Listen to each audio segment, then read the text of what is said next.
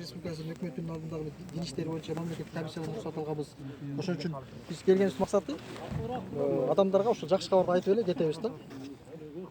Biz adamların tutkan dinini hurmattayız, silayız. Her adam özünün жақсы көрген өзünün dini var da. Ошон үчүн биз адамдарын башка динге өтүп эч кандай эч жака чакырбайбыз да. Болгон бул динге тиешеси жок. Бул эл аралык уюм. Келечекте ийгетке Тора Забур Инжил китебинде жакшы кабар жазылган экен. Ошол кабарды бүт элдерге айтылыш керек экен да.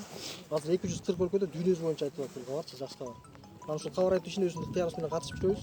Адамдарды жакшы көргөндүктөн, ушу адамдарды уксун, адамдарды билсин депчи. Азыр мындай да.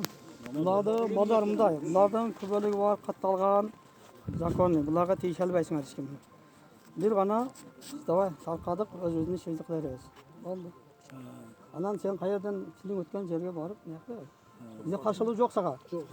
Каршылык жок, бирок мына эл туктай албайсың да. Давай таркагыла кет. Бирок биз айылга кирбесинчи буларды көрдүк. Кирбесин бул. Biz şunday kılıp Hazır seler hiç kimle jolukkanlar yok. Selerdi nubay dememenen nakazat etsek bolat aytıp koyayım. Ana seler ruhsat albay turup nakazat etiş gerek. Tokta. Nakazat etiş gerek. Uyat evet. Жалган сүйлөп жүрүп атат эл ичинде. Barbadan tez ketip bagıla.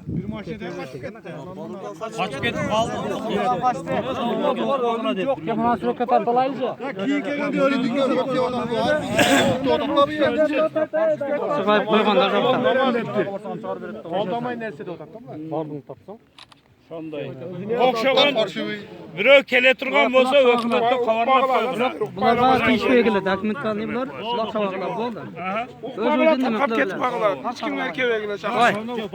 Bargıla balдар. Sen tez ketip kal endi. Жақсы эмес.